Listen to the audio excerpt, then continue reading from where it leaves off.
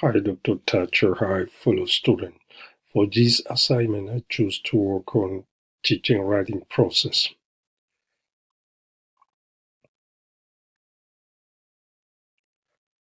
What is a writing process?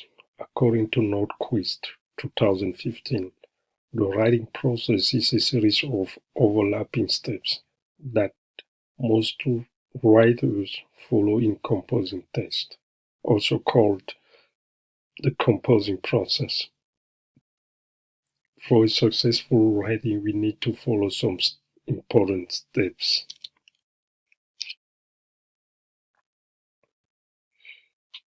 First thing to do is ascertaining goals and institutional constraints. Some constraints include assigned curricula, approved textbooks, and designated proficiency examinations. Goals.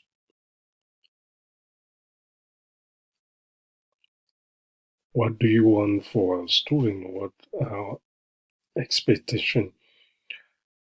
And these raise some important questions. Do your student have to pass an exam that values writing to a formula and rewards above all accuracy of grammar, spelling, and punctuation? Do they even have to compose at all or just write sentences, judge grammaticality, or pick from multiple choice responses? Do you want your student to write to demonstrate mastery of form or to experiment with language, record experience and reaction, and generate and communicate ideas?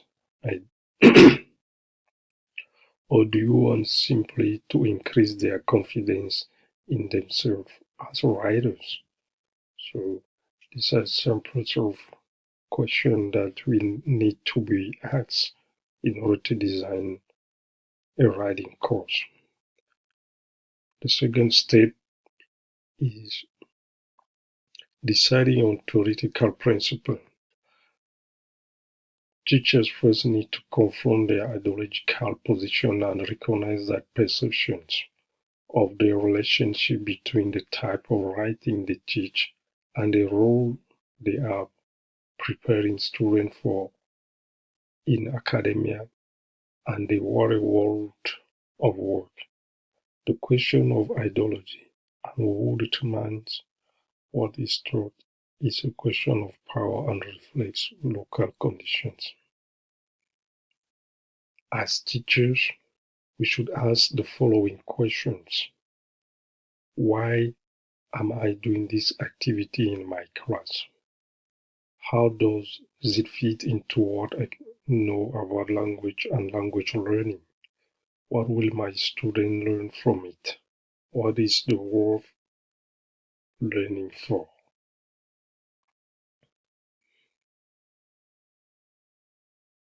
Then, planning content. We should think about what content will actively encourage students to use writing as a tool for learning and for communication, and to become engaged enough with their writing to have an investment in examining it, improving it, and eventually revising it for readers. Students need topics that allow them to generate ideas, find the forms to fit the ideas, and invite risk-taking. The following steps is weighing the element. Writing consists of many constituent parts, and we need to consider which one will be the most important for a course. Is it content, organization, originality, style, fluency, accuracy, or using appropriate rhetorical form of discourse? It is helpful to do a needs analysis on the first day, balancing institutional goals with what students say they need to learn and what they need to use writing for.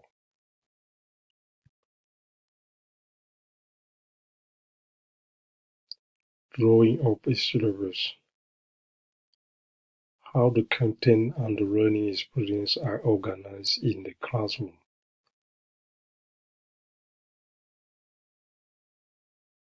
Is it structural? Is it functional? Topical? Situational? Skill and process? Or is based on tasks?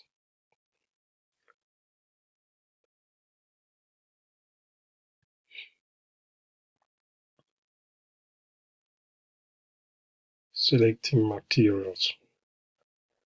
Before selecting a book, either as an individual or as a committee, it is advisable to take a section or a text or two and walk through it to see what is asked for and what assumption the author makes, because sometimes author makes claims on which they do not follow through.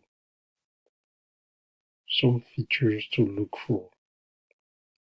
Feature related to topics, types of writing, opportunities for an instruction in methods of generating ideas, instruction on principles of rhetorical organization, opportunities for collaboration, opportunity for revisions, and instruction in editing and proofreading.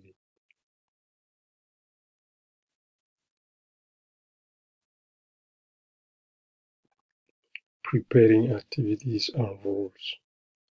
There is a lot of rhetorical talk about student-centered classrooms, and teachers can find out what that means when they analyze their own classes and their own experience as students. We have to make sure that we do not try to bank too much in our students' brains all at once. It helps if we think about what students will be doing and learning in the classroom rather than the comprehensiveness of the information we will be imparting.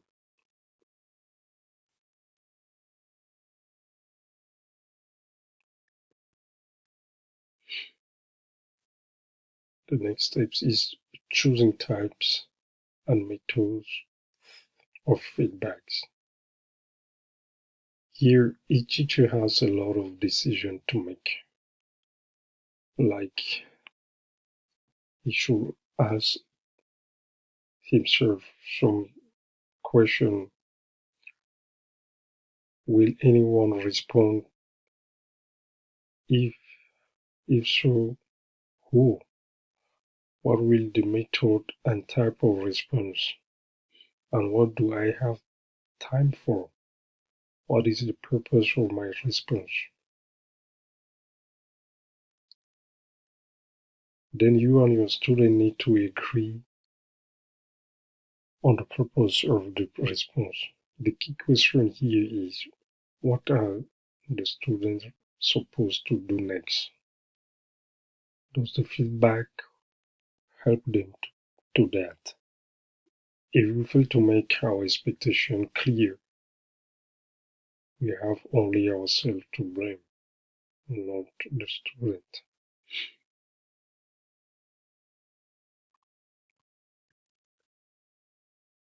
Evaluating the course. Teacher use sentence, test, and easy test to evaluate students' progress. The use of the results of this test, in addition to questionnaire and their own reflective logs to evaluate their own success as teachers. One of the common evaluation used nowadays is a combination of student evaluation and course evaluation, which is the use of portfolio.